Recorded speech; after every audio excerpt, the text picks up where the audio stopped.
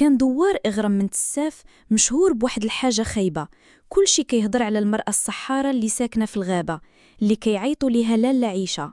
نعيمة بنت من دوار بعيد مشات كتقلب على هاد المرأة بعد ما بدات الأم ديالها كتمرض بواحد المرض ما معروفش، والفقاح قالوا ليهم راها معمولة ليها.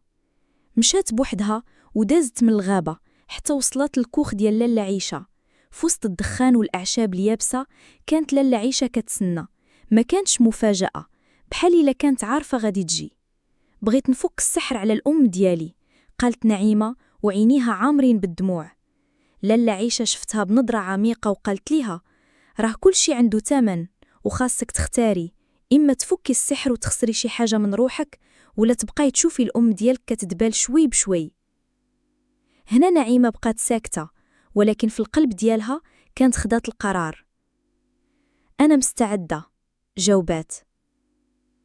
لالا عيشة جبدات مراية قديمة وقالت ليها شوفي فيها، ولكن غادي تشوفي وجهك الحقيقي، واللي تشوفيه خاصك تقبليه، ولا راه السحر غادي يولي فيك انتي.